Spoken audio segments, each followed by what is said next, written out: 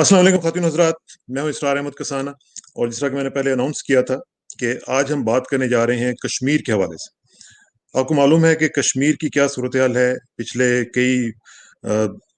Almost एक साल होने वाला है और एक लॉकडाउन, डबल लॉकडाउन का उनको सामना है। और इसके अलावा वहाँ पे शिद्दत इतनी ज़्यादा हो चुकी हुई है। अभी आप देखें कि जो गलवान वैली में सिलसिला चल रहा है, उसका इम्पैक्ट ये पड़ रहा है कि कश्मीरियों के ऊपर वो गुस्सा निकाला जा रहा है। आज भी, कल भी मुतअद्दिद कश्मीरी जवान जो हैं, उनको शहीद किया गया है। वहाँ पे लोगों के घरों को जला दिया गया है। तो ये पूरी की पूरी जो सूरत हाल है, ये किस तरफ जा रही है, इसका पूरा हम आज ज़रा जांचेंगे कि क्या हो रहा है और किस तरीके से इसको हैंडल किया जा सकता है।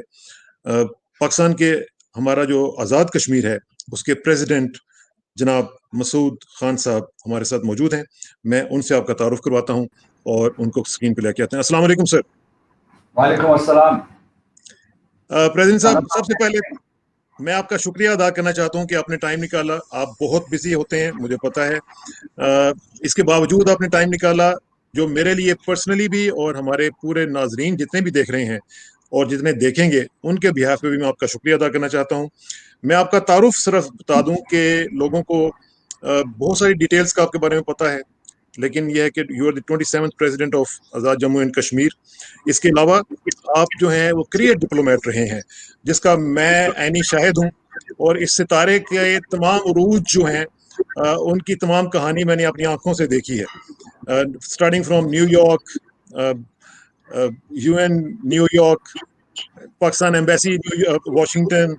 फिर यूएन जनीवा। ठीक है जी। फिर आप वॉशिंगटन के बाद, उसके बाद आप चाइना में भी पाकिस्तान के एम्बेसडर रहे हैं। और मुझे याद है 2015 में आपकी एक्स्ट्राऑर्डिनरी खिदमात के बदले में आपको प्रेसिडेंट शी ने ही एक हाईएस्ट अवार्ड से नवाजा था। और इसके अलावा जो न्यूक्लियर निगोशिएशन के हवाले से भी आप एक बहुत बड़ा आपका किरदार रहा है। चीफ निगोशिएटर आप रहे हैं और 2009 से लेकर 2014 तक आप रहे हैं। इसके अलावा आपको जो अवार्ड्स मिले हैं, उनकी तादाद जो है वो गिनना मेरा ख्याल है कि मुश्किल है। और इसके अलावा जो मुझे सबसे ज्यादा अच्छा लगता है वो ये है कि आप ब्रॉडकास्टर भी हैं। आपका आपका स्टाइल, आपका जो तरीका एक कार है काम करने का, वो बिल्कुल हमारी तरह का है। जिस तरह के हम लोग जर्नलिस्ट अपने खास तौर पे आवाज के हवाले से जाने जाते हैं कभी कभी, तो आप तो बाकायदा इस मामले में बहुत एक्सपर्ट हैं। तो wonderful to have you here, और it's an honour for me जी। बहुत बहुत शुक्रिया जी, बहुत फैयाजाना तारुफ करवाया आपने।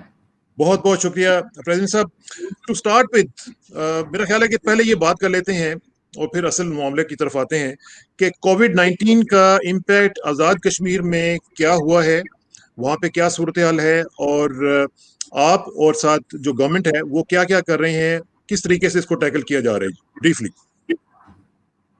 आज़ाद कश्मीर में हम निस्बतन कामयाब रहे और खुशकिस्मत भी रहे। जी हमारे जो इस वक्त अमवात हुई हैं वो कोई 15 के करीब हैं और 600 के लगभग जो है इस वक्त केसेस ऐसे हैं जिसमें से बेशतर सेहतियाब हो चुके हैं, लेकिन बहुत से ज़ेर इलाज भी हैं। इसकी एक वजह यह है कि हमारा लॉकडाउन वक्तन फ़वक्तन बहुत सख्त रहा है और लोगों ने, उलमा ने, ताजिर हजरात ने, तमाम तबकों ने हमारे साथ ताउन किया है। लेकिन जो ही लॉकडाउन में नरमी होती है तो कुछ ना कुछ बेकायदगी हो जाती है। तो इस वजह से अगरचे अब तक हम महफूज हैं निस्बतन, लेकिन ये है कि इसमें किसी इत्मीनान की बात नहीं है, तशवीश जारी है। और पाकिस्तान भी अगर आप देखें तो बाकी दुनिया की निस्बत जो है वो ज़्यादा महफूज रहा है। लेकिन अब ये पेशगोई की जा रही है कि आने वाले दिनों में और जब हम टेस्ट ज़्यादा कर रहे हैं तो अमवात बढ़ेंगी और इसलिए हम बेहद मोहतात हैं। हम समाजी फासले का ख्याल रख रहे हैं सारे के सारे, और उसके अलावा जो है सफाई सुथराई, और दूसरे जो है हमारी उम्मीद है कि कहीं से कोई वैक्सीन बने ताकि इस वबा से सही तरीके से हतमी तौर पर मुकाबला किया जा सके। वैसे आपने वैक्सीन का जिक्र किया है, तो मैं कल ही की खबर पढ़ रहा था कि चाइना ने 5 वैक्सीन जो हैं वो बना ली हैं, जो कि टेस्टिंग के लिए उन्होंने क्लिनिकल ट्रायल्स के लिए भेज दी हैं। तो अल्लाह करे कि जल्दी से जल्दी मार्केट में आए और लोगों का इलाज शुरू हो सके उस हवाले से। जी जी, तो ये है कि ये वबा सारी दुनिया में है। आप जिस जगह पे बैठे हैं और बल्कि शुमाली अमेरिका में वो बुरे तरीके से जी हाँ। कोविड-19 की जद में आया है اور ہماری تمام ہمدردیاں وہاں کے لوگوں کے ساتھ ہیں. ہمارے ان کے ساتھ سیاسی صفاتی تعلقات ہیں, معاشی تعلقات ہیں. ہمارے لوگ وہاں آباد ہیں بڑی بالکل تعداد میں. تو جب اموات ہوئی تو ہمارا دل بھی بہت دکھا ہے, اور absolutely our hearts go out to the populations of North America. Absolutely absolutely. President صاحب, ایک تو میرا خیال ہے کہ میں ذرا واپس چلتا ہوں. اب جو ہمارا اصل ایشو ہے کہ 5 اگست کو پریزیڈنٹ ہوتے ہوئے جب آپ نے یہ دیکھا کہ کس طریقے سے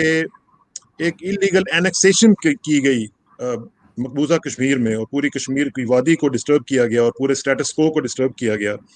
اس کے بعد ہم نے دیکھا کہ اس سے پہلے ہی لاک ڈاؤن شروع ہو چکا ہوا تھا, اس کے بعد سویر کر دیا گیا, اور پھر جب یہ کووڈ-19 کا سلسلہ شروع ہوا تو ڈبل لاک ڈاؤن ہو گیا. تو کشمیریز کی جو ہیلتھ, ان کا مینٹل ہیلتھ, ان کی فزیکل ہیلتھ, اور ان کی جو اوور آل جو ایک سٹینڈنگ ہے پورے کے پورے معاشرے کی جس طرح ہوتی ہے, وہ ساری کی ساری اپ سائڈ ڈاؤن ہو گئی. اس وقت جو ہم دیکھ رہے ہیں, جو گلوان ویلی کا سلسلہ ہے, آپ کو معلوم ہی ہے کہ 3 جگہوں پہ یہ سلسلہ شروع ہوا, ہاٹ سپرنگز میں, پینگانگ سو میں, اور ساتھ ساتھ گلوان ویلی میں. تو اب جو صورتحال ہم دیکھ رہے ہیں, اس میں آپ کیا سمجھتے ہیں کہ اس کا امپیکٹ کشمیر کے اوپر کیا پڑ رہا ہے؟ ہم دیکھ رہے ہیں کہ ادھر سے ان کو بہت ہی خطرناک قسم کا ریئیکشن جب ملا ہے, تو انہوں نے اس کا جو کشمیر کے اندر لوگوں کے اوپر شدت پسندی شروع کر دی ہے, ان کے اوپر لوگوں کو مارنا شروع کر دیا ہے, لوگوں کے گھروں کو جلانا شروع کر دیا ہے. What's your take on it? دیکھیے, جو چین اور ہندوستان کے درمیان کشیدگی ہمیشہ سے رہی ہے, اور گزشتہ 3-4 برسوں میں اس میں شدت آئی ہے. کئی مرتبہ جو تصادم بھی ہوئے, اختلافات بھی ہوئے, یہ معاملات کو پس پردہ حل کرنے کی کوشش کرتے رہے. لیکن ابھی حال ہی میں یہ ہوا ہے یہ کہ ہم آتے ہیں 5 اگست اور اس کے بعد کے واقعات. تو 5 اگست کو جیسا کہ آپ کو معلوم ہے کہ پورے کے پورے مقبوضہ کشمیر کو ایک مرتبہ پھر محاصرے میں لے لیا گیا تھا. 9 لاکھ فوجی جو ہے وہ مقبوضہ علاقے میں متعین کیے گئے تھے, اور اس کے بعد یہ ہے کہ ظلم و ستم کا ایک نیا بازار گرم کیا گیا, اور لوگوں کو اپنے گھروں میں محصور کیا گیا, نظر بند کیا گیا, ان سے ان کے روزگار چھین لیے گئے, ان کے کاروبار چھین لیے گئے. اور اس کے بعد آپ کو پتہ ہے جو آرٹیکل 35A منسوخ کیا گیا تھا, اس کا بنیادی مقصد یہ تھا کہ ان سے ان کی شہریت چھینی جائے, ان سے ان کی زمینیں چھینی جائیں, جائیدادیں چھینی جائیں, ان کو اپنے گھر میں بے گھر کر دیا جائے. تو یہ سلسلہ جاری تھا. جب کووڈ-19 کا لاک ڈاؤن شروع ہوا تو لوگ یہ کہتے ہیں کہ یہ ڈبل لاک ڈاؤن ہے. آپ نے بھی اپنے تعارفی جملوں میں یہ کہا, میں یہ کہوں گا کہ یہ ٹرپل لاک ڈاؤن ہے, کیونکہ ایک لاک ڈاؤن جو ہے وہ 1989 سے چلا آ رہا تھا. اور آپ کو یہ پتا ہے کہ 2016 میں برہان وانی کی شہادت کے بعد کس بے دردی سے ہندوستانی نے پیلٹ فائرنگ شاٹ گن کے استعمال سے کئی کشمیریوں کو بصارت سے محروم کر دیا, اور وہ مکمل طور پر اندھے ہو چکے ہیں, اور ہزاروں جو ہے جزوی طور پر جو ہے اپنی بصارت کھو چکے ہیں. تو اس کے علاوہ ہر روز جو ہے محاصرے و تلاشی کے آپریشن میں لوگ مارے جاتے تھے. تو جو کووڈ-19 ہے یہ تیسرا لاک ڈاؤن تھا, اور جو کووڈ-19 ہے ساری دنیا کے لیے جو لاک ڈاؤن ہے اس کا مقصد جانیں بچانا ہے,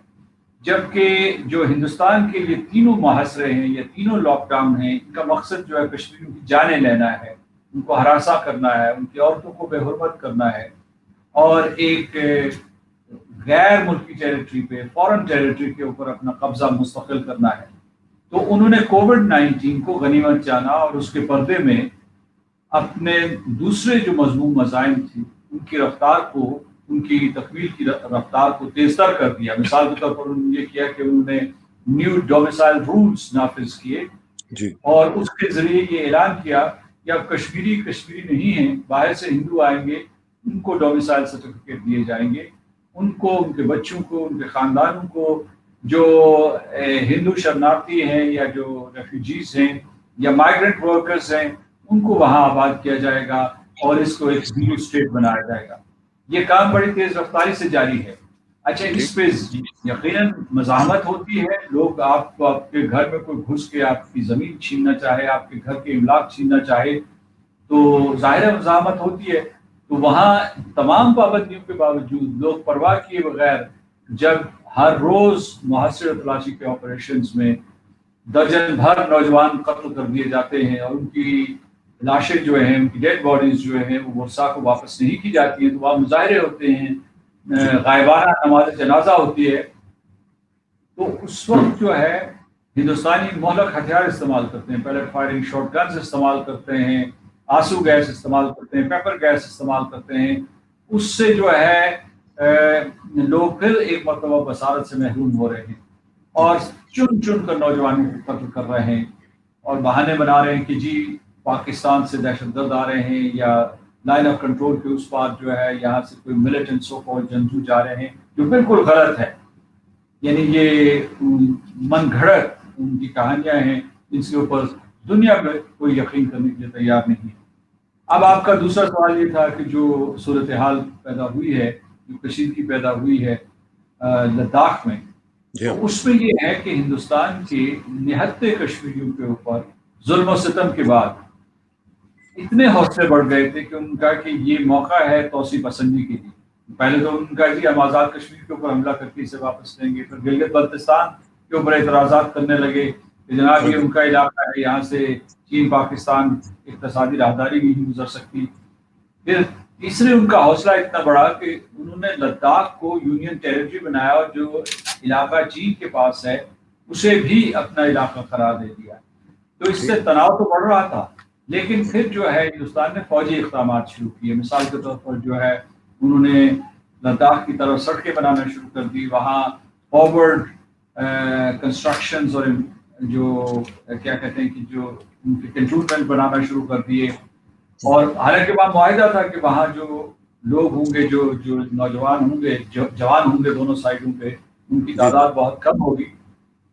تو چین نے جب دیکھا کہ توسیع پسندی کے ایک منصوبے کے اوپر ہندوستان عمل کر رہا ہے، تو صدر شی جن پنگ جو چینی افواج کے کمانڈر ان چیف بھی ہیں، پی ایل اے کے کمانڈر ان چیف بھی ہیں، انہوں نے حکم دیا اپنی فوجوں کو تیاری کا، اور انہوں نے کہا کہ آپ جو ہے لداخ میں جا کے صف بندی کریں. انہوں نے صف بندی کی. ہندوستان نے اس صف بندی کو چیلنج کیا اور جا کے ان کے ٹینٹس چلائے. اور پھر یہ جو کم از کم ہمارے پاس جو تفصیل آئی ہیں، ہندوستان نے یہ سلسلہ شروع کیا تھا یہ پتھر بازی کا، اور یہ کہ جناب ہینڈ ٹو ہینڈ کامبیٹ کی جائے، جس میں انہیں برے طریقے سے شکست ہوئی. تو ایک طریقے سے میں یہ کہوں گا کہ چین نے ہندوستان کی توسیع پسندی کا راستہ روکا ہے. اور میں یہاں رکتا ہوں تاکہ اگر آپ کچھ مجھ سے پوچھنا چاہیں یا کوئی اس کے اوپر تبصرہ کرنا چاہیں تو اس کے بعد آگے بڑھتے ہیں. یہ بالکل آپ نے پریزیڈنٹ صاحب بالکل صحیح فرمایا کہ جو توسیع پسندانہ عزائم تھے ان کو چائنا نے روکا ہے، اور اگر وہ نہ روکتا تو جس طرح انہوں نے 5 اگست کو یونین ٹیریٹری ڈکلیئر کر دیا اس کو، اور بغیر کسی پوچھے ہوئے کسی انٹرنیشنل پاور کو نہیں بتایا، یو این کو نہیں بتایا، سب کچھ کر دیا، یونیلیٹرلی سب کچھ کر دیا. لیکن ابھی میں بتاؤں آپ کو کہ 1 گھنٹہ پہلے چائنا کی طرف سے ایک ریٹریٹ کیا گیا ہے. جو لیجیان جیاؤ، جو آپ کو یاد ہے کہ پاکستان میں ان کے نمائندے ہوا کرتے تھے، اب وہ فورن منسٹری آف چائنا میں چلے گئے ہوئے ہیں. تو انہوں نے 8 ٹویٹس کیے ہیں، جن میں سے پہلا ٹویٹ میں آپ کو پڑھ کے سنا دیتا ہوں، جس میں انہوں نے یہ کہا ہے کہ گلوان ویلی جو ہے یہ ہمارا علاقہ ہے. انہوں نے کہا جی کہ یہ انہوں نے بیسیکلی لکھا ہے کہ ہوا کیا ہے 15 جون کو، جس میں ان کے فوجی مارے گئے. انہوں نے لکھا ہے step by step account of the Galwan clash. یہ نمبر 1 ان کا ٹویٹ جو ہے وہ یہ کہہ رہا ہے، The Galwan Valley is located on the Chinese side of the line of actual control in the west section of the China-India boundary. Let me repeat. The Galwan Valley is located on the Chinese side of the line of actual control in the west section of the China-India boundary. For many years, the Chinese border troops have been patrolling and on duty in this region. This is huge. This is big. کیونکہ 2010 میں مجھے یاد ہے جب weighing جاؤ باؤ گئے تھے وہاں پہ دلی میں، تو اس وقت کے جو ایمبیسڈر تھے، چائنیز ایمبیسڈر، انہوں نے اس وقت بھی کہہ دیا تھا کہ گلوان ویلی از آورس، اس پہ کوئی بات نہیں ہوگی. تو یہ کیسے کہہ سکتے ہیں کہ انہوں نے انکرجن کی ہے اور ہماری طرف یہ آئے ہیں؟ یہ تو انہوں نے ان کے جا کے علاقے میں وہاں پہ بلڈ اپ کیا ہے، انفراسٹرکچر وہاں پہ پوسٹ بنائی ہے اور ان کو تنگ کرنے کی کوشش کی گئی ہے. آپ کی کیا اطلاعات ہیں؟ دیکھیے ابھی حال ہی میں چین اور ہندوستان کے درمیان پس پردہ مذاکرات بھی ہوئے، جب ان کا تصادم ہو گیا. یہ میں اس تصادم کی بات نہیں کر رہا جس میں 22 ہندوستانی فوجی مارے گئے، بلکہ اس سے پہلے جو ان کا تصادم ہوا تھا جی اسی جگہ پہ، یہ جو گلوان ویلی ہاٹ اسپرنگز اور اس کے علاوہ نیچے جو ہے پینگانگ میں، تو وہاں اس صورتحال کو اس سے نمٹنے کے لیے ان کے مذاکرات ہوئے، خفیہ مذاکرات ہوئے، اور ان مذاکرات میں چین نے یہ مطالبہ کیا ہندوستان سے کہ وہ لداخ کو یونین ٹیریٹری قرار نہ دیں اور ٹھیک اپنے اس فیصلے کو مسترد کریں. اور انہوں نے بالواسطہ طور پر یہ بھی کہا کہ جو 370 منسوخ کیا تھا وہ بھی غلط فیصلہ تھا، وہ غلط اقدام تھا جموں کشمیر کے سلسلے میں، کیونکہ چین مانتا ہے کہ یہ متنازع علاقہ ہے اور اسے اقوام متحدہ کی سلامتی کونسل کے فیصلوں کے مطابق، اس کی قراردادوں کے مطابق حل کرنا چاہیے. تو اس میں جو چین کا صرف یہی نہیں کہ ہندوستان نے یقیناً جو ہے وہاں مداخلت کی ہے اور اس علاقے کے اوپر قبضہ کرنے کی کوشش کی ہے، لیکن ان کا ایک بنیادی اعتراض یہ ہے کہ آپ نے یہ جو 5 اگست 2019 کو یا 31 اکتوبر 2019 کو یہ اقدامات کیوں کیے؟ 31 اکتوبر 2019 کو اور 1 نومبر 2019 کو انہوں نے جو اقدامات کیے ہیں، انہوں نے یہ کیا کہ پورے لداخ کو جو چین کے زیر انتظام بھی ہے اسے پورے کے پورے کو ہندوستان کا حصہ دکھایا ہے، اور اس کے سلسلے میں جموں کشمیر کے سلسلے میں بھی جو جس کو یونین ٹیریٹری کہتے ہیں، اس کے بارے میں انہوں نے کہا کہ دلی سے اس کے اوپر باقاعدہ حکمرانی کی جائے گی، یعنی یہ دلی کی رٹ ہوگی. اور دوسرے اس میں انہوں نے یہ کیا کہ جعلی نقشے جو ہے جاری کیے کہ انہوں نے جو اس وقت جغرافیائی حدود ہیں ان میں رد و بدل کرنے کی کوشش کی ہے، اور جعلی جغرافیائی نقشے جو ہے وہ جاری کیے ہیں. یہ نقطہ چین نے اٹھایا ہے. اس نقطے کی یہ اہمیت ہے کہ چین نے ان مذاکرات میں بالواسطہ طور پر مسئلہ کشمیر کو بھی اٹھایا ہے. اور اس میں آپ کو ایک اور نقطہ بتاتا ہوں، وہ یہ ہے کہ چین کی مدد سے ہی ہم سلامتی کونسل میں 50 سال کے وقفے کے بعد گزشتہ برس 3 غیر رسمی اجلاس کروا سکے تھے. یعنی سلامتی کونسل 50 سال سے کوئی اجلاس نہیں کر رہی تھی. اور تو ایک اعتبار سے اگر آپ دیکھیں تو چین نے پاکستان کا ساتھ دیا ہے سفارتی محاذ پہ اور عسکری محاذ پہ. عسکری محاذ پہ جو ہے یہ ٹھیک ہے کہ ہم نے اعلان نہیں کیا کہ جناب پاکستان اور چین کی فوجیں ساتھ ساتھ لڑیں گی، لیکن ادھر انہوں نے ایکشن کیا ہے، ادھر ہم نے یہ ہے کہ ہندوستان کو یہ کہا ہے کہ وہ اپنے یہ تمام اقدامات مسترد کرے، ان کو منسوخ کرے، کیونکہ یہ بین الاقوامی قانون کی، کشمیریوں کی خواہشات کی اور اقوام متحدہ کی سلامتی کونسل کی قراردادوں کی خلاف ورزی ہے. اچھا مسٹر پریزیڈنٹ، ایک چیز جو ہے آپ نے دیکھا کہ کل پرائم منسٹر مودی صاحب نے تقریر کی تھی، انہوں نے قوم سے خطاب کیا اور اس میں انہوں نے یہ کہا کہ چائنیز جو ہیں انہوں نے ہمارے علاقے میں آ کے کچھ بھی نہیں کیا. اب کویسچن یہ اٹھتا ہے کہ یا تو انہوں نے مان لیا کہ گلوان ویلی چائنا کی ہے، دوسری بات یہ ہے کہ اگر چائنا نے کچھ نہیں کیا ان کے علاقے میں آ کے تو مارا کس نے ہے ان کو؟ کیا انہوں نے خودکشی کی ہے؟ تو مجھے یہ بتائیں کہ اس وقت پرائم منسٹر مودی صاحب جو ہیں وہ یہ کہہ رہے ہیں کہ اگر انہوں نے پرووک کیا ہمیں یا ہماری ریڈ لائن کراس کی تو ہم پھر ریئیکٹ کریں گے.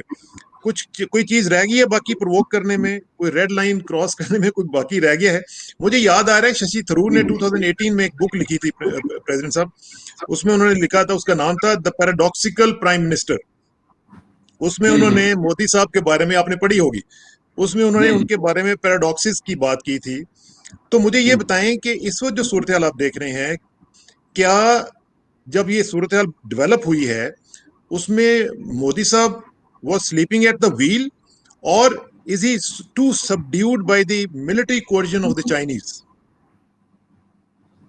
آپ نے کئی اہم پہلو اٹھائے ہیں، میں ان میں سے ہر ایک کے اوپر تبصرہ کرتا ہوں. ایک تو پہلے ہمیں یہ بات سمجھ لینی چاہیے کہ نریندر مودی ایک دروغگو شخص ہے اور اسے راشٹریہ سوئم سیوک سنگھ نے پالا ہے، وہ اس کا پرچارک رہا ہے. اور ان کا فلسفہ جو ہے اس میں جھوٹ بولنا کو گناہ نہیں ہے، بلکہ اس کو سمجھتے ہیں کہ جھوٹ بول کے، بار بار بول کے، یقین کے ساتھ بول کے اسے سچ میں تبدیل کیا جا سکتا ہے، جیسا کہ وہ کر رہے ہیں ہندوستان میں۔ مثلاً یہ جو شہریت ترمیمی ایکٹ تھا یا NPR تھا یا NRC، اس کے بارے میں جھوٹ بولتے رہے، مسلمان کو مارتے ہیں، کہتے ہیں ہم نے نہیں مارا ہے، گجرات میں میسکر ہوا، کہا میسکر نہیں ہوا، اور اس قسم کے وہ جھوٹ بولتے رہتے ہیں۔ اچھا، دوسرا یہ ہے کہ یہ جو ہٹلر کی نازی پارٹی،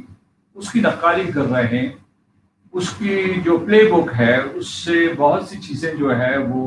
لے کر یہاں ہندوستان میں آزما رہے ہیں، اور اپنے ہمسائے میں یعنی مطلب ہمسائے کی نیبرہڈ میں اسے جو ہے وہ اپنانے کی کوشش کر رہے ہیں یا استعمال کرنے کی کوشش کر رہے ہیں۔ تو یہ لوگ دبا کے جھوٹ بولتے ہیں گویبلز کی طرح، اور چاہتے ہیں تاکہ دوسرے اس کے اوپر یقین کریں۔ دوسرا، آپ نے خود ہی اس کی طرف اشارہ فرما دیا،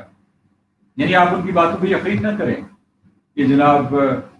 وہ ہمارے علاقے میں نہیں آئے، کیونکہ پہلے انہی کا کلیم ہے، ان کے اخبارات بھرے پڑے ہیں، اور ایک میڈیا ہے جو مودی نواز میڈیا ہے، جسے مودی میڈیا یا گودی میڈیا کہتے ہیں ہندوستان میں، انہوں نے کئی پروگرام کیے ہیں، انہوں نے وہ نقشے دکھائے کہ جی کہاں کہاں چینی جو ہے ان کے علاقے میں چلے آئے تھے، اور یہ ہے کہ وہ 60 کلومیٹر کی بات کر رہے ہیں، کبھی اس سے کم علاقے کی بات کر رہے ہیں۔ تو کہنے کا مطلب یہ ہے کہ یہ انہی کے دعوے ہیں، اور اگر آپ دیکھ لیں تو ان کی ایکسٹرنل افیئرز منسٹری نے بھی ایسا کہا ہے، تو یہ بات تو ان کی درست نہیں ہے۔ اچھا، دوسری چیز جو میں اس سلسلے میں آپ کو بتانا چاہتا ہوں کہ وہ پاکستان کو اور اس کے آزاد کشمیر اور گلگت بلتستان کو تو گیدڑ بھبکیاں دیتے تھے، تو پاکستان کے اوپر جھوٹے الزامات لگاتے تھے کہ جناب آپ دہشت گردوں کو بھیج رہے ہیں، آپ کووڈ-19 کے پیشنٹس کو جو ہے لائن آف کنٹرول کے اس پار بھیج رہے ہیں، ایسے مذاق خیز الزامات۔ لیکن چین کے سامنے وہ بالکل بھیگی بلی بن گئے، ہتھیار ڈال دیے، اور اب ان کے پاس دو ہی ہتھیار ہیں، یعنی جو ان کی کم از کم ان کا میڈیا کہہ رہا ہے، جو مودی میڈیا کہہ رہا ہے، وہ یہ کہہ رہا ہے کہ دو ہتھیار ہیں، ایک یہ کہ امریکی سرکار ان کو آ کے بچائے گی کسی طریقے سے، اور دوسرا یہ ہے کہ چین اور ہندوستان کے درمیان جو معاشی تعلقات ہیں، تجارتی تعلقات ہیں، ان کے حجم کو کم کیا جائے گا،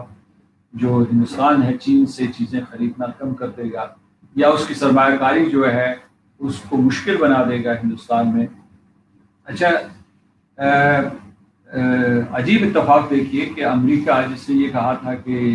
ہندوستان اس کا ڈیفنس پارٹنر ہے، اس نے اس کا کوئی خاص ساتھ نہیں دیا چین کے معاملے میں، اگرچہ اسی کی شے کے اوپر اور اسی کی تھپکی کے اوپر ہندوستان نے، نریندر مودی نے چین کو لداخ میں للکارا ہے، اس میں کوئی شک نہیں، لیکن امریکہ اس وقت اپنے مسائل میں اتنا الجھا ہوا ہے، وہ ریسزم سے متعلق ہو یا کووڈ-19 سے متعلق ہوں یا آنے والے انتخابات سے متعلق ہوں یا صدر ٹرمپ کی شخصیت ہو، وہ ایسے الجھے ہوئے ہیں کہ انہیں ہندوستان کی طرف توجہ دینے کا وقت ہی نہیں ملا، اگرچہ ان کے جو لکھنے والے لوگ ہیں، جو ان کے اخبارات کے لوگ ہیں یا جو ہندوستان نواز لوگ ہیں، وہ بار بار ٹرمپ ایڈمنسٹریشن کو کہہ رہے ہیں کہ اس سلسلے میں اس مشکل وقت میں ہندوستان کو بچانے کی ضرورت ہے۔ اچھا، دوسرے یہ میں آپ کو بتانا چاہتا ہوں کہ اگر ہندوستان جو ہے وہاں چین کے ساتھ اپنے تجارتی اور معاشی تعلقات جو ہے ان کے حجم کو گھٹانے کی کوشش کرے گا، تو وہ اپنے گلے پر چھری پھیر رہا ہو، کیونکہ ہندوستان جو ہے کل کوئی 16 بلین کے قریب جو چیزیں ہیں وہ چین کو بیچتا ہے، اور وہاں سے جو امپورٹ کرتا ہے وہ تقریباً 70 بلین کے قریب ہے، یا اس سے کچھ زیادہ 74 بلین کے قریب ہے۔ تو اگر ہندوستان کے پاس بیچنے کے لیے اور چیزیں ہیں تو چین کی مارکیٹ جو ہے ہمیں جذب کرنے کے لیے تیار ہے، اور جو چین کی سرمایہ کاری ہے یہاں ہندوستان میں، یہ کوئی 2.3 بلین ڈالرز کی ہے۔ تو اگر چین جو ہے وہ اتنا بڑا ملک ہے، اس کی اتنی 14 ٹریلین کی اکانومی ہے، تو یہاں سے سرمایہ کاری منتقل ہو کے افریقہ میں چلی جائے گی، لاطینی امریکہ میں چلی جائے گی، یورپ میں چلی جائے گی، اس میں کون سی بڑی بات ہے۔ اب میں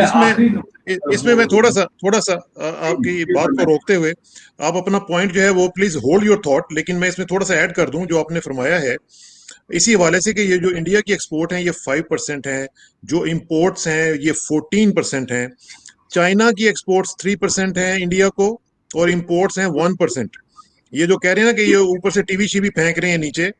یہ چائنیز فرمز میں جیسا آپ نے فرمایا ایگزیکٹ جو فگر ہے وہ $4 بلین کی انہوں نے انویسٹمنٹس کی ہوئی ہیں چائنیز اسٹارٹ اپس میں، اور یہ میں آپ کو بتاؤں کہ ایک رتی برابر اثر نہیں پڑے گا چائنا کو۔ یہ الیکٹریکل کے فیلڈ میں صرف 60% ان کی ہے انویسٹمنٹ ہے۔ جو 5 بڑے فون برانڈز ہیں مسٹر پریزیڈنٹ، ان میں سے 4 جو ہیں وہ چائنیز ہیں جو سب سے زیادہ پاپولر ہیں۔ 30% جو موبائل نیٹ ورکس ہیں وہ سارے کے سارے وہاں پہ وہ چائنیز اون کرتے ہیں۔ 90% آف ٹوائز مارکیٹ جو ہے that is own by Chinese, آپ اندازہ لگا لیجیے گا۔ 50% بائسیکل مینوفیکچرنگ جو ہے یہ چائنیز کی ہے، ٹھیک ہے جی۔ اچھا، فارماسیوٹیکل کا سارا جو را مٹیریل ہے، جو لوگ کہتے ہیں نا جی کہ ہم یہ کر دیں گے، را مٹیریل سارا ادھر سے لیتے ہیں۔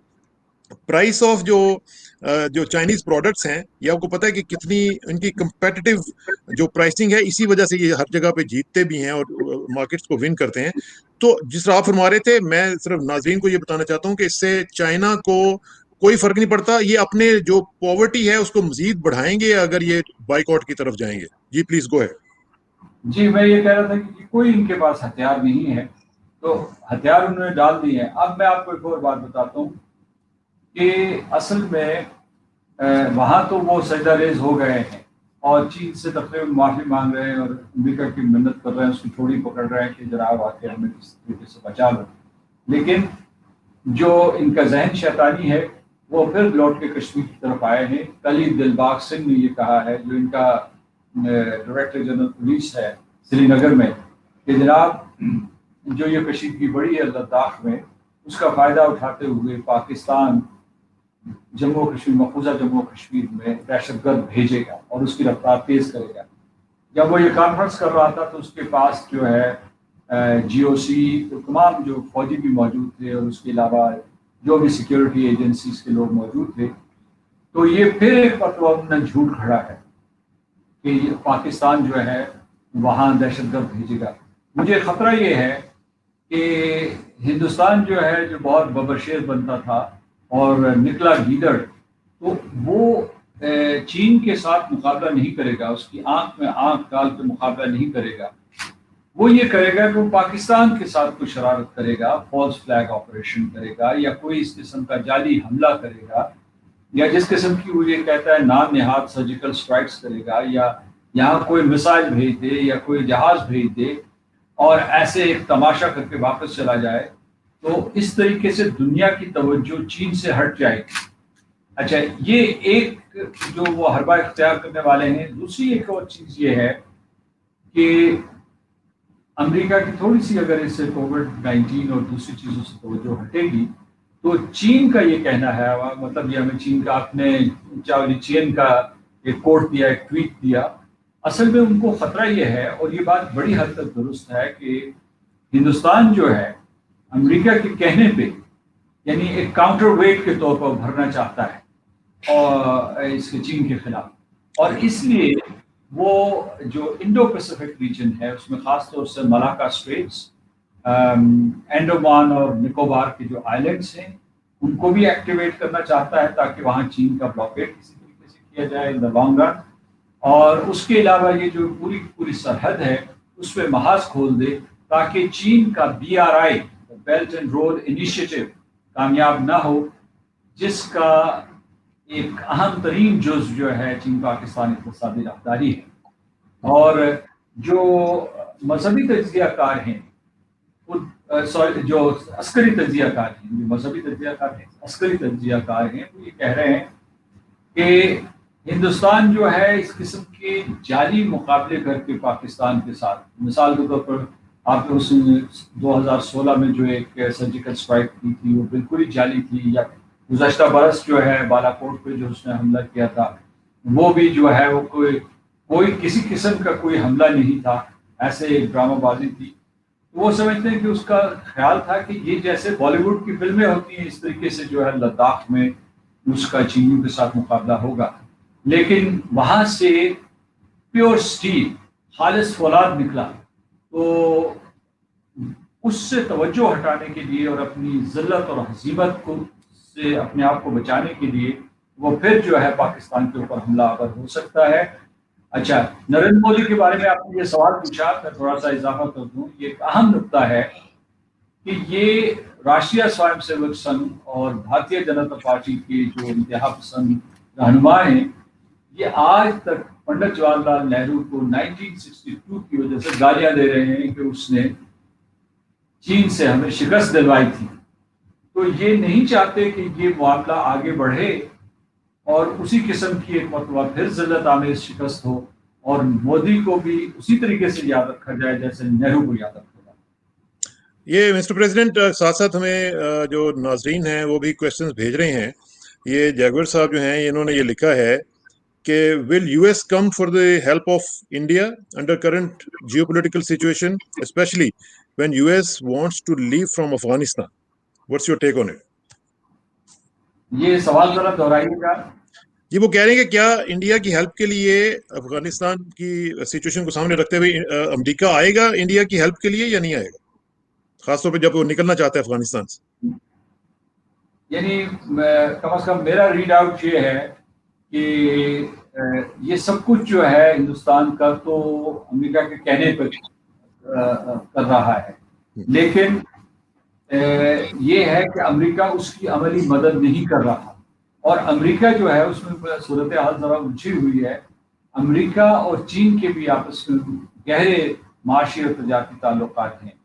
اور یہ ٹھیک ہے کہ ان میں اسٹریٹجک تناؤ ہے ساؤتھ چائنا سی میں، بالخصوص جزائر کے حوالے سے، اور امریکہ کے وہاں جو حلیف ہیں ان کے حوالے سے، یا جو سینکاکو آئی لینڈ ہے جو اوپر نارتھ کی طرف ہے، نارتھ ایسٹ ایشیا میں ہے، تو ان کے ہیں۔ لیکن اس کے باوجود اگر امریکہ جو ہے کھل کر چین کی مخالفت کرتا ہے تو اس کی وجہ سے ایک ایسا تصادم ہوگا جس سے امریکہ کو بھی بہت زیادہ نقصان ہوگا۔ جو جہاں امریکہ اور چین کے ایک دوسرے کے ساتھ بہت شدید اختلافات ہیں کئی معاملات میں، وہاں ان کا بہت قریبی تعاون بھی ہے۔ امریکہ اور چین جو ہیں وہ دنیا کے سب سے بڑے ٹریڈ پارٹنرز ہیں، اور امریکہ کی سب سے بڑی انویسٹمنٹ جو ہے چین میں، اور چین کی سب سے بڑی انویسٹمنٹ جو ہے وہ امریکہ میں ہے۔ تو وہ ان تمام مفادات کو مخدوش نہیں کرنا چاہیں گے، کہ مطلب یہ کہ ان کو رسک پہ نہیں ڈالنا چاہیں گے۔ تو اس لیے، لیکن یہ جو آپ نے افغانستان کا سوال پوچھا تھا، یہ میں سمجھ نہیں پایا تھا کہ افغانستان کے سلسلے میں آپ کیا پوچھ رہے ہیں۔ وہ بیسیکلی یہ کہہ رہے تھے کہ جب امریکہ جو ہے افغانستان سے نکلنا چاہ رہا ہے، اس خطے سے نکلنا چاہ رہا ہے، تو اس سچویشن میں وہ انڈیا کی مدد کیسے کرے گا؟ دیکھیے، ہندوستان اول تو چاہتا ہی نہیں تھا کہ افغانستان میں امن اور سلامتی ہو یا امریکہ وہاں سے نکلے، کیونکہ اور جب امریکہ کے نکلنے کے وہاں سے آثار پیدا ہو رہے ہیں تو بہت سے دہشت گردی کے واقعات جو ہے وہ ہندوستان کی انٹیلیجنس ایجنسیز کروا رہی ہیں وہاں۔ پھر یہ ہے کہ ابھی حال ہی میں دیکھا گیا ہے کہ ہندوستان اور آئسس کا گٹھ جوڑ ہو گیا ہے افغانستان میں، اور یعنی ہندوستان جو ہے طالبان کے خلاف تو ہے ہی ہے، لیکن وہ سمجھتا ہے کہ اگر امریکہ افغانستان سے نکل گیا تو ایک مرتبہ پھر جو ہے افغانستان اور پاکستان کے تعلقات بہت قریبی ہو جائیں گے، اور ہندوستان نے جو وہ پینٹریشن کی ہوئی ہے ان کی انٹیلیجنس ایجنسیز میں یا ان کی سیاسی کلاس میں یا ان کی افواج میں، یا اس کے علاوہ ان کی جو کمرشل کلاس ہے وہ ختم ہو جائے گی۔ تو اس لیے جو ہے ہندوستان کا رول جو ہے بہت تیزی سے کم ہوگا وہاں، کیونکہ ہندوستان کو وہاں لوگ پہچان گئے ہیں، خاص طور سے جو وہ قوتیں جو ان کے ساتھ کام کر رہی تھی بڑے عرصے سے، وہ ان کے ارادے بہم کے ہیں، انہوں نے جو ہے وہاں ریکنسٹرکشن میں بھی سرمایہ کاری کی ہے۔ تو اس لیے ہندوستان کا رول منفی ہے۔ جو اس وقت امریکہ کی فوجی پریزنس ہے وہ ایک قسم کی علامتی پریزنس ہے، یعنی مطلب یہ ہے کہ وہ آپریشنل پریزنس نہیں ہے۔ وہ ان کو جو افغانستان کی فوج ہے جس کی تعداد لگ بھگ جو ہے 3,50,000 کے قریب ہے، ان کو یا ایڈوائز کرتے ہیں یا اسسٹ کرتے ہیں یا ٹرین کرتے ہیں یا انٹیلیجنس دیتے ہیں، اور ان کی تعداد ہی بہت کم ہے، چند ہزاروں میں ہے. جی جی تو اس ٹھیک لیے ہے. یہ ہے کہ وہ علامتی موجودگی ضروری تھی. لہٰذا ابھی کچھ نہیں کہا جا سکتا، اگرچہ جو ہے کچھ عرصہ پہلے صدر ٹرمپ نے یہ کہا تھا کہ وہ انتخابات سے پہلے، یہ جو صدارتی انتخابات سے پہلے ان فوجوں کا انخلا کر لیں گے. یہ ہوگا یا نہیں ہوگا یہ دیکھنا پڑے گا. اس کا ٹھیک انحصار یہ ہے کہ وہاں جو ہے مذاکرات کامیاب ہوتے ہیں یا نہیں ہوتے. ٹھیک ہے. آپ کو یہ معلوم ہے کہ پاکستان پورے خلوص کے ساتھ اور پوری محنت کے ساتھ، زندگی کے ساتھ یہ کوشش کر رہا ہے کہ افغانستان میں امن اور سلامتی کی فضا پیدا ہو جائے. اچھا مسٹر پریزیڈنٹ، ایک جو چیز بہت امپورٹنٹ ہے وہ یہ ہے کہ ہم دیکھ رہے ہیں کہ ایک پورا پروسیس جو ہے سیفرنائزیشن آف کشمیر کا ایک پورا پروسیس شروع ہو چکا ہوا ہے، جس کا آپ نے ذکر بھی کیا کہ جو ڈومیسائل لا ہے وہ بھی لایا گیا ہے. اس کے علاوہ بے شمار چیزیں وہ کر رہے ہیں، کوشچن کر رہے ہیں، لوگوں کو تنگ کر رہے ہیں، جس طرح ہم نے پہلے بھی ذکر کیا.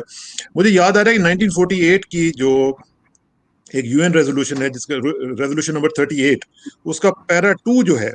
وہ یہ کہتا ہے کہ کوئی بھی پارٹی جو ہے وہ مٹیریل چینج نہیں کر سکتی ہے سٹیٹس کو میں، جو بھی اس وقت ہمارا وہاں پہ دیکھتے ہیں. تو لیکن انہوں نے تو مٹیریل چینج کر لیا ہے، مٹیریل چینج بھی کر لیا. اس کے بعد پوری دنیا نے دیکھا، کسی نے کچھ نہیں کیا. مجھے یہ بتائیں کہ کیا یہ جو خاموشی تھی ورلڈ پاورز کی، اس میں اگرچہ ہم نے 16 اگست کو ایک میٹنگ کروا لی تھی، وہ بھی ایک بڑی کامیابی تھی، لیکن ایز سچ کوئی نہ ڈرافٹ اس کے کوئی ریزولوشن باہر آئی، نہ کوئی اسٹیٹمنٹ، جوائنٹ اسٹیٹمنٹ آئی. لیکن مجھے یہ بتائیں کہ کیا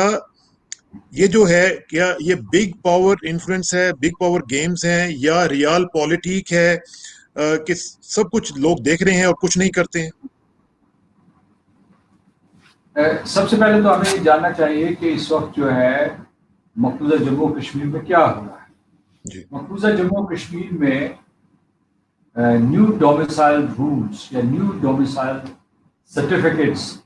جاری کیے جا رہے ہیں، جس کے مطابق یہ ہے کہ جو سابق فوجی جو ہے یا فوجی جو ہے وہ 15 سال سے کشمیر میں رہا ہو، یا سول سرونٹ وہاں رہا ہو، یا اس کا خاندان یہاں رہا ہو، یا ان کے کسی بچے نے جو ہے 10ویں اور 12ویں کا امتحان دیا ہو وہاں، یا 7 سال تک وہ زیر تعلیم رہا ہو، یا وہ ہندوستان سے لا کے وہاں آباد کیا گیا ہو، مثلاً یہ مائیگرنٹ ورکر کے طور پر، جی یا ہندو ریفیوجیز ہوں، تو یہ وہاں ڈومیسائل سرٹیفکیٹ حاصل کر سکتے ہیں. اچھا، ڈومیسائل سرٹیفکیٹ حاصل کرنے کا مطلب یہ ہے کہ کشمیر میں، مقبوضہ جموں کشمیر میں کوئی لگ بھگ 5 لاکھ ملازمتیں ہیں جو کشمیریوں کے لیے مخصوص تھی، ان کو اسٹیٹ سبجیکٹ کہتے ہیں. یہ ساری کی ساری جو ملازمتیں ہیں ان کے لیے یہ لوگ کوالیفائی کر جائیں، یہ ان کے بچے کوالیفائی کر جائیں. اچھا، اسٹیٹ سبجیکٹ کا چونکہ قانون ختم کر دیا ہے، اس لیے کشمیریوں کو یہ ثابت کرنا پڑے گا کہ وہ کشمیری ریاست کے باشندے ہیں، اور اس کے لیے انہیں وہی ڈومیسائل سرٹیفکیٹ بنوانے پڑیں گے، یا اسی قسم کے سٹیزن شپ سرٹیفکیٹ بنانے پڑیں گے. جیسے CAA کے تحت مسلمانوں کو کہا گیا تھا کہ وہ اپنے سرٹیفکیٹ بنائیں گے، جس کے اوپر جو ہے بہت بڑے دھرنے اور احتجاج ہوئے تھے گزشتہ برس جی اور جی اس سال کے آغاز میں. تو اس کا مطلب یہ ہے کہ کشمیریوں سے ان کا اپنا وطن چھین لیا گیا ہے. تو اس کے بارے میں آپ نے پوچھا ہے کہ دنیا کا رد عمل کیوں نہیں آیا، تو اس کی بنیادی وجہ یہ ہے کہ ایک تو کووڈ-19 میں دنیا جو ہے مصروف تھی، کووڈ-19 سے نمٹنے کے لیے مصروف تھی، لہٰذا ان کو کسی قسم کا جو ہے وہ توجہ دینے کا موقع نہیں ملا. دوسری طرف جو ہے کچھ احتجاج ہوئے ہیں. مثال کے طور پر میں آپ کو بتاتا ہوں کہ ہماری بدقسمتی بھی ہے، کیونکہ اس کے اوپر سب سے زیادہ بلند اور توانا احتجاج جو تھا وہ یورپین یونین نے کیا. جی یورپین یونین کے 650 ممبرز تھے، ممبرز آف یورپین پارلیمنٹ جو تھے، MEPs جو تھے. انہوں نے درجن بھر قراردادیں لائی تھی. یہ مارچ کے اواخر کی بات ہے، مارچ کے اواخر میں ان کے یہ لائے تھے، اور اس کے دوران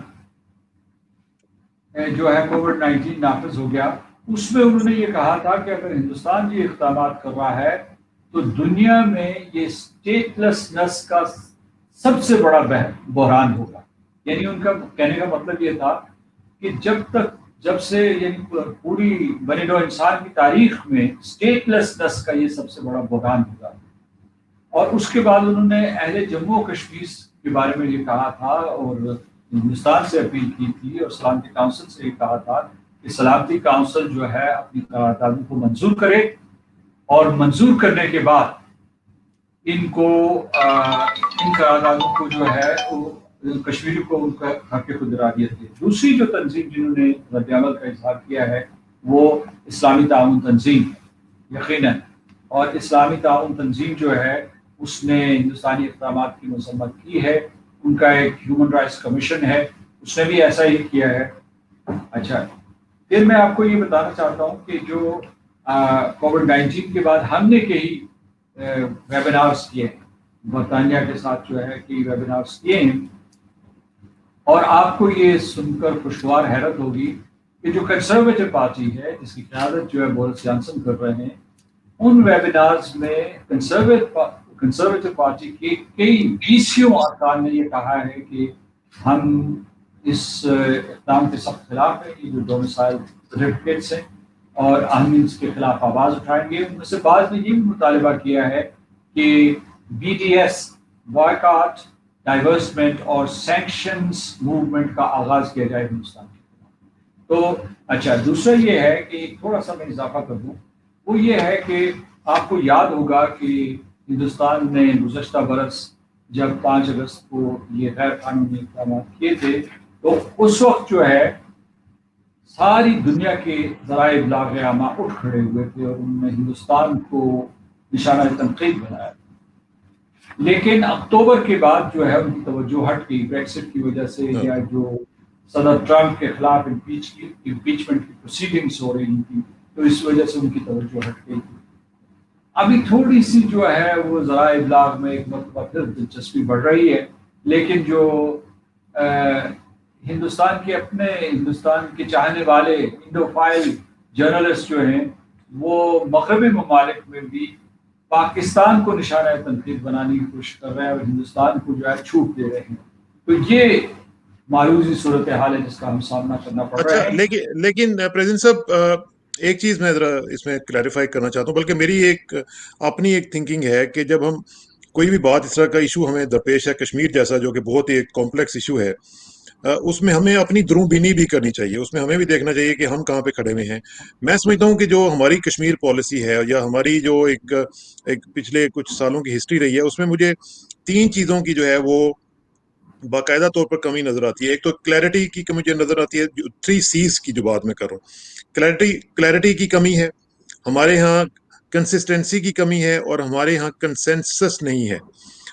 کیا آپ اس سجیشن سے ایگری کریں گے, اور اگر نہیں کریں گے تو کیوں نہیں کریں گے؟ دیکھیے, اس میں کلیئرٹی تو موجود ہے. میں یہ کہوں گا کہ مسئلہ کشمیر 2 وجوہات کی بنا پر زندہ ہے, اور ایک جو ہے وہ کشمیری قربانی کی وجہ سے. 73 سال گزر گئے ہیں, کشمیری قربانی دے رہے ہیں, 5 لاکھ جانوں کی وہ قربانی دے چکے ہیں, اور لہذا 5 لاکھ کوئی تھوڑی تعداد نہیں ہوتی, اور ہر نئی نسل جو ہے وہ قربانی دینے کے لیے تیار ہے. ہندوستانیوں کو یہ سمجھ میں نہیں آ رہا کہ بھئی ہم ایک علاقے میں گئے ہیں, وہاں ہم نے جو ہے 9 لاکھ فوجی متعین کیے ہوئے ہیں, ہر قسم کی سہولت دینے کے لیے تیار ہیں, وہاں تعمیر و ترقی کے لیے پیسے دینے کے لیے تیار ہیں, انہوں نے سیاستدان خریدے ہیں, انہوں نے کشمیر کو برے طریقے سے مارا ہے, جو ہے ان کی آنکھیں ان سے چھین لی ہیں, لیکن اس کے باوجود کشمیریوں نے ہتھیار نہیں ڈالے. ایک یہ وجہ ہے. دوسری وجہ یہ ہے کہ 1947 ہو یا 2020 ہو, پاکستان نے ہتھیار نہیں ڈالے, پاکستان نے اپنا موقف تبدیل نہیں کیا, آزاد کشمیر کے لوگوں نے اپنا موقف تبدیل نہیں کیا, ہم بھی اپنے محاذ پہ ڈٹے ہوئے ہیں. لہٰذا میں یہ کہوں گا کہ کلیئرٹی اپنی جگہ پہ موجود ہے. یعنی یہ اہل جموں و کشمیر کی طرف سے یہ میں آپ کو بتانا چاہتا ہوں کہ انہوں نے قسم کھائی ہوئی ہے کہ وہ آزادی لے کر رہیں گے اور حق کی خود ارادیت لے کے رہیں گے. ان کے لیے مشکلات بڑھتی چلی جا رہی ہیں, لیکن ان کے حوصلے پست نہیں ہیں. دوسرا آپ نے کہا کنسسٹنسی، تو اس پہ میں آپ سے 100% اتفاق کرتا ہوں کہ مجھے آج تک یہ سمجھ میں نہیں آیا کہ ہم نے ایک انٹرنیشنل معاملے کو، جسے ساری دنیا انٹرنیشنل معاملہ مانتی تھی 1947 سے مانتی تھی اور آج تک مانتی ہے، آج کے اخبارات آپ اٹھا کے دیکھ لیجیے، وہ کہتے ہیں کہ یہ ایک بین الاقوامی مسئلہ ہے، اسے ہم نے دو طرفہ معاملہ کیوں بنا دیا؟ وہ شملہ معاہدہ ہو یا شملہ معاہدے کے بعد ہم نے دو طرفہ مذاکرات کیے ہوں، کمپوزٹ مذاکرات کیے ہوں یا جامع مذاکرات کیے ہوں، کیوں ہم اس گورکھ دھندے میں پھنسے جس کی وجہ سے ہندوستان نے وقت حاصل کیا اور اپنا قبضہ مستحکم کرنے کے لیے بلکہ کئی اس میں اقدامات۔ Just to add something president صاحب، اس میں ایک چیز میں نے 1972 کا سملا ایگریمنٹ پڑھا ہے، مجھے اس میں کہیں بھی یہ نظر نہیں آتا کہ آپ بائی لیٹرلائز کر لیں اس کو، مجھے یہ چیز نظر نہیں آتی اس میں۔ اگر ہم if you just take a leave from you کے، کہ یو کے میں جب آپ کو پتا ہے ناردرن آئرلینڈ کا مسئلہ چل رہا تھا تو انہوں نے امریکنز کو اس میں شامل کر کے ان کو ڈیفیوز کروایا تھا سچویشن کو۔ اس میں کہیں بھی نہیں لکھا ہوا سملا ایگریمنٹ میں کہ آپ اس کو کسی تھرڈ پارٹی سے یا کسی تھرڈ میڈیشن کی طرف نہیں جا سکتے۔ Do you agree with it? جی بات آپ 100% درست کہہ رہے ہیں، شملہ معاہدے میں ایسا نہیں لکھا ہوا، لیکن جب شملہ معاہدہ ہو گیا تو اس کے بعد ہندوستان نے اس کی تشریح ساری دنیا میں یہ کی کہ یہ ایک ٹھیک دو بات۔ طرفہ معاملہ ہے اور نہ اقوام متحدہ کا اس سے کوئی تعلق ہے، نہ کشمیریوں کا اس کے ساتھ کوئی تعلق ہے۔ یہ ہندوستان کی ایک چال تھی کہ اگرچہ اس میں کچھ نہیں لکھا گیا اور نہ ممانعت کی گئی کہ جناب آپ بین الاقوامی برادری سے یا اقوام متحدہ سے رجوع نہیں کر سکتے، لیکن اس نے اس کی تشریح ایسی کی اور پھر اس کی تشہیر ایسی کی کہ آپ ایف سی او میں چلے جائیں جو لندن کا فارن آفس ہے، یا آپ امریکہ میں چلے جائیں واشنگٹن میں، یا جتنے مغربی ممالک ہیں، تو پہلا لفظ وہ یہ کہتے ہیں، آپ جب کہتے ہیں یہ دو طرفہ معاملہ ہے آپ اور ہندوستان بیٹھ کے سکتے، تو ہم پھر انہیں یاد دلاتے ہیں کہ اس میں اقوام متحدہ کا ایک رول ہے، ہم انہیں یاد دلاتے ہیں یہ دو طرفہ نہیں، یہ سہ طرفہ یا سہ فریقی معاملہ ہے جس میں کشمیری جو ہیں وہ کلیدی فریق ہیں۔ تو کہنے کا مطلب یہ ہے کہ کاغذ پہ کیا لکھا ہے اور لوگوں کو کیا سمجھایا گیا ہے، اور میں سمجھتا ہوں ویسے بھی مسعود صاحب اس میں دیکھیں کہ جو یو این چارٹر کا آرٹیکل 103 ہے وہ یہ کہتا ہے کہ بائی لیٹرل کوئی بھی ایشو ہوگا تو وہ اس میں یہ آرٹیکل جو 103 ہے یہ اوور رائڈ کرے گا۔ بالکل درست کہہ رہے ہیں اور آپ نے صحیح حوالہ بھی دیا ہے، اور اس کے علاوہ کئی اور جو ہے قوانین اور شواہد ہمارے پاس موجود ہیں اور اس قسم کے پریسیڈنٹس موجود ہیں، لیکن یہ ہے کہ قانونی طور پر ہمارا مقدمہ جو ہے وہ مضبوط ہے۔ اصل مسئلہ جو ہے وہ سیاسی داو پیچ کا ہے، اور آپ جو ہے کس طریقے سے اسے سیاسی بساط کے اوپر اسے سجاتے ہیں، تو وہ میں اس طرف اشارہ کر رہا ہوں۔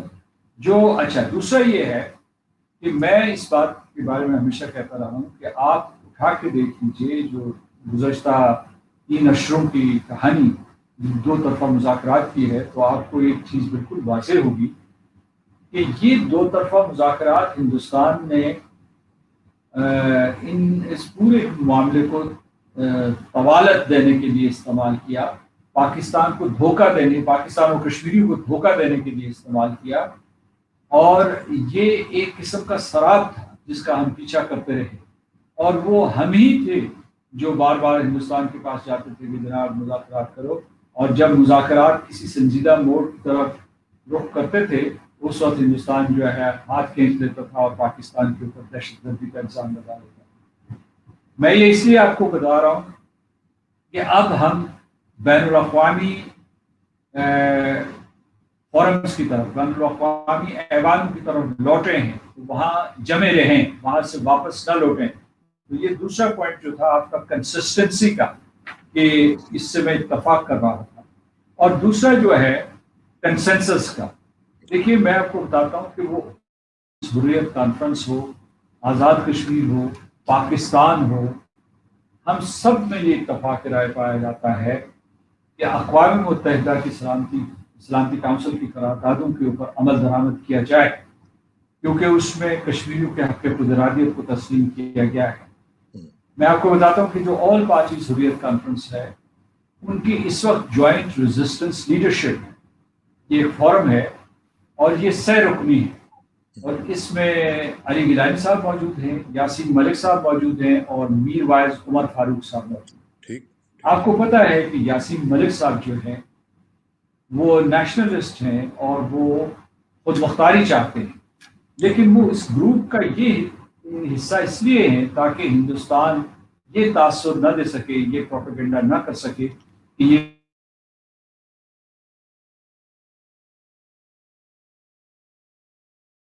سگنل ڈراپ ہوا ہے۔ سلامتی کونسل کی قراردادوں کے اوپر عمل کریں، باقی معاملات ہم خود سلجھا لیں گے۔ ایک اہم ترین نقطہ یہ ہے کہ جو پاکستان کا موقع ہے بہت اصولی ہے، اس کا ایک پاکستان کے آئین کا ایک آرٹیکل ہے جس کو کہتے ہیں 257، اس میں یہ نہیں کہا، ہندوستان نے تو کہا ہے کہ یہ جو جموں و کشمیر ہے یہ اس کا روٹنگ ہے، یہ اس کا داخلی معاملہ ہے، یہ اس کی ساورنٹی کا معاملہ ہے، لیکن جہاں تک پاکستان کا تعلق ہے اس کا آرٹیکل 257 یہ کہتا ہے کہ پہلے کشمیری جو ہے یا کشمیری فیصلہ کریں گے اقوام متحدہ کی قراردادوں کے مطابق، اور پھر جو ہے پاکستان اور کشمیر کے درمیان رشتہ استوار ہوگا۔ تو یہ میں اس لیے آپ کو بتا رہا ہوں کہ ہمارے ہاں ایک قسم کا اتفاق رائے موجود ہے، اور اس وقت میں نے بارہا یہ کہا ہے کہ اگر ہم نے کسی کو مورد الزام ٹھہرانا ہے تو وہ ہندوستان ہے۔ اقوام متحدہ ان قراردادوں پر عمل درآمد کے لیے تیار ہے، پاکستان تیار ہے، کشمیری تیار ہیں، ہندوستان راستے میں کھڑا ہے، وہ راستہ روک کے کھڑا ہے۔ اچھا یہ مجھے بتائیں کہ اب آخر میں ہمارے پاس ٹائم چونکہ کم ہے اور آپ نے بھی میٹنگز میں جانا ہے، مجھے صرف یہ بتا دیں کہ یہ جو صورتحال ہم دیکھیں جو چائنا کی اور انڈیا کا سٹینڈ آف چل رہا ہے، اور اس میں جس طریقے سے انڈیا کی فوج کی ہزیمت انہیں اٹھانا پڑی ہے، دے ہیو بین ہیومیلیٹڈ، اور سب سے بڑی بات یہ ہے کہ ان کو اون کرنے والا کوئی نہیں ہے، ان کے لوگوں نے ان کو وداؤٹ ویپنز بھیج دیا اور مروا دیا۔ اب مجھے یہ بھی اطلاعات مل رہی ہیں کہ ان کے ہاں جو ڈی مورلائزیشن کا پروسیس ہے وہ شروع ہو چکا ہوا ہے، بلکہ کمانڈ بریک اپس جو ہیں وہ بھی آنے والے ہیں، اور ساتھ ساتھ یہ جو نمبر آف انہوں نے ڈیتھس بتائی ہیں میری اطلاعات کے مطابق یہ 80 سے زیادہ ہیں۔ تو اس صورتحال میں جب آپ دیکھ رہے ہیں کہ گلوان ویلی اور پھر ادھر سے ہم دیکھتے ہیں کہ وہ ساتھ ساتھ سیاچن اور یہ سارا علاقہ، ادھر سے سی پیک، یہ جو سارا صورتحال آپ دیکھتے ہیں، مجھے صرف آخر میں صرف یہ بتا دیں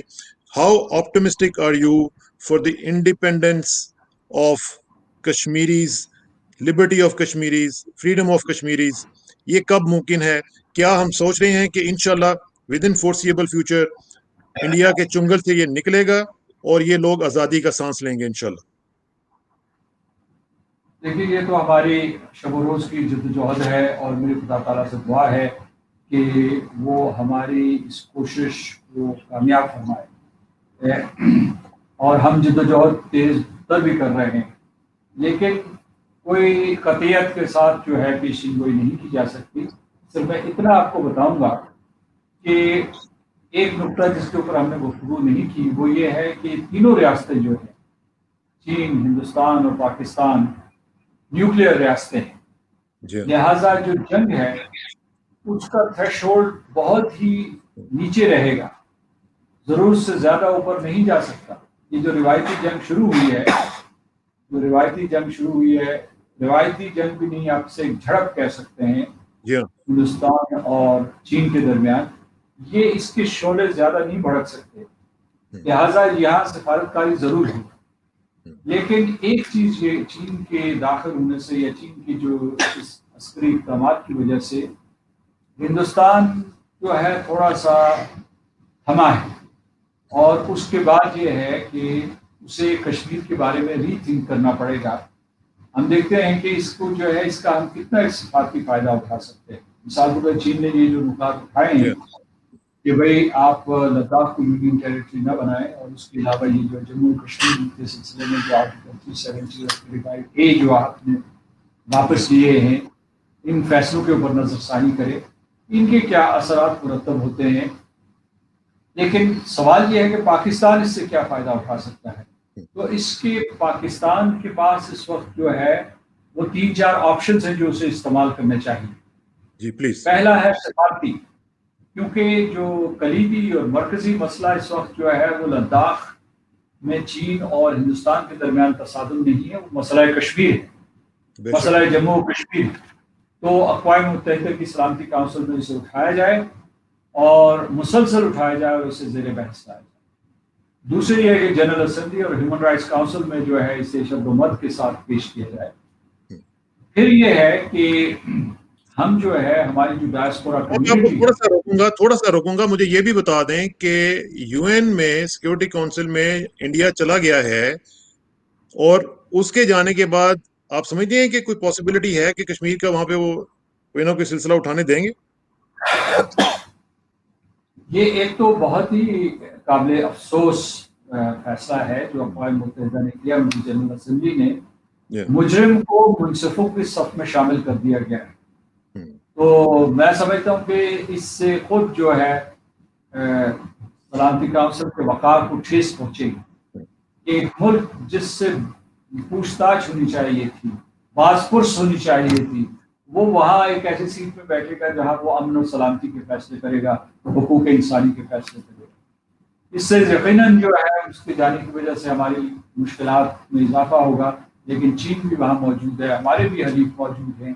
تو ہمیں اپنا اثر و رسوخ استعمال کرنا چاہیے اور ہمت بھی نہیں ہارنی چاہیے۔ دوسرے میں کہہ رہا تھا کہ جو ہماری تقریباً 1 کروڑ کے قریب ڈائسپورا کمیونٹی ہے، اور خاص طور سے شمالی افریقہ اور یورپ میں اور خلیجی ریاستوں میں بہت ہی متحرک ہے، اسے استعمال کرنا چاہیے۔ پھر جو ہے جیسے آپ کا ٹیلی ویژن ہے یا آپ کا جو پورٹل ہے، اس کو استعمال کرنا چاہیے، کیونکہ اس وقت جو جنگ ہے وہ ابلاغ کی جنگ ہے، اور اس ابلاغ کی جنگ میں ہندوستان ہمیں بہت برے طریقے سے مار رہا ہے، اپنا جھوٹ جو ہے اس کی تشہیر کر کے ہمارے سچ کو دبانے کی کوشش کر رہا ہے۔ اور جو آخری میرا نقطہ یہ ہے وہ یہ ہے کہ بلکہ آخری سے پہلے میں بتاتا ہوں کہ ہمیں بھی عسکری صف بندی کر دینی چاہیے، کیونکہ یعنی یہ اعلان یہ کہنے کی ضرورت نہیں کہ ہم جناب چین اور ہم ساتھ مل کر لڑ رہے ہیں، لیکن عسکری صف بندی سے دنیا یہ سگنل اٹھا لے گی کہ ہم کیا کرنے کی کوشش کر رہے ہیں۔ اچھا، آخری میرا یہ نقطہ یہ ہے کہ ہندوستان جو ہے اس وقت بہت برے طریقے سے بکھرا اور بٹا ہوا ہے، کیونکہ کون سا ملک چاہتا ہے کہ اس کے اوپر فسطائیت نافذ ہو؟ کیونکہ یہ جو اپر کلاس ہندوز ہیں، یہ راشٹریہ سوائم سیوک سنگھ کے جو دیوانے ہیں، یہ پورے کے پورے ہندوستان کو غلام بنانا چاہتے ہیں اور کانسنٹریشن کیمپس بنانا چاہتے ہیں اور موب لنچنگ کرنا چاہتے ہیں۔ تو پوری کی وہ ہندوستان، میں سمجھتا ہوں کہ ہندوستان کی جو آبادی کی اکثریت ہے وہ ان کے خلاف ہے، اس میں دلت ہوں، اس میں سکھ ہوں، اس میں کرسچنس ہوں، مسلمان ہوں، یا جتنے وہاں کے غریب کسان ہوں، یا مائیگرنٹ ورکرز ہوں فار گاڈ سیک، جن کو انہوں نے بے یار و مددگار چھوڑ دیا تھا۔ تو میں یہ سمجھتا ہوں کہ ان کو بھی حلیف بنانے کی ضرورت ہے کہ یہ جو ایک افریق، یہ جو ایک مانسٹر جس نے سر اٹھایا ہے فسطائیت کی شکل میں، اس کو کچلنا بہت ضروری ہے، کیونکہ یہ نہ صرف ہندوستان کے لیے خطرناک ہے، نہ صرف جنوبی ایشیا کے لیے خطرناک ہے، بلکہ پوری دنیا کے لیے ایک بہت بڑا خطرہ ہے۔ بہت بہت شکریہ، اور اسی اپ بیٹ نوٹ کے اوپر آپ کا بہت شکریہ۔ خاص طور پہ میں شکریہ آپ کا ادا کرنا چاہوں گا کہ آپ بہت بزی تھے، آپ نے ٹائم نکالا، and you are always very eloquent. میں ہمیشہ آپ سے جو امپریس ہوتا ہوں وہ آپ کی ایلوکوینس سے ہوتا ہوں، اور الحمدللہ اللہ تعالیٰ نے آپ کو بہت ٹیلنٹس سے نوازا ہے،